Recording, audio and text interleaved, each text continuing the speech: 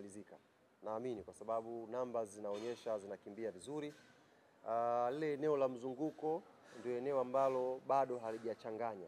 Lakini naamini kwa hamasa ambayo inafanyika siku ya leo, kwa namna ambavyo wadau wa football wameshaziona hizi timu kwenye viwanja vya mazoezi, wameshasikia walimu, wameshasikia maandalizi, basi na leo tutakwenda kukimbiza zaidi pia hilo eneo la mzunguko. Na hii Karim, nitumie fursa hii kuwaambia mashabiki wa mpira Tanzania, kama tutasubiri ifanyike hamasa kubwa ndio tutamani kwenda kuiona Kariakoo Derby, basi na sisi mashabiki wa mpira tutakuwa haututendei haki mpira wetu. Kama hii ndiyo mechi kubwa, ndiyo kioo cha ubora wa mpira wetu, ndiyo mechi ambayo tunapokea watu wengi kutoka nje. Kaka yetu Msigu amesema sasa hivi mechi ya derby imeshakuwa bidhaa ya utalii.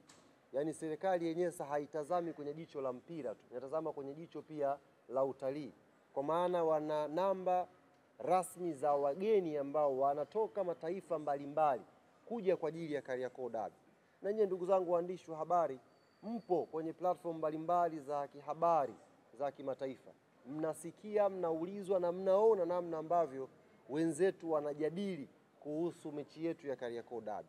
Kwa naamini ni mchezo mkubwa ambao wewe mshabiki wa mpira hapa Tanzania una kila sababu siku ya kesho wewe na familia yako na jirani yako kuja Benjamin Mkapa kuenjoy.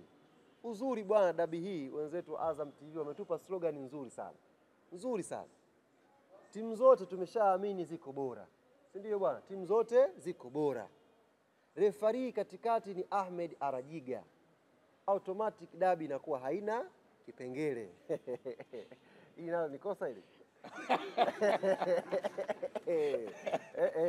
Yaani automatic tu kwamba timu zikishakuwa bora. Na katikati yupo Ahmed Arajiga.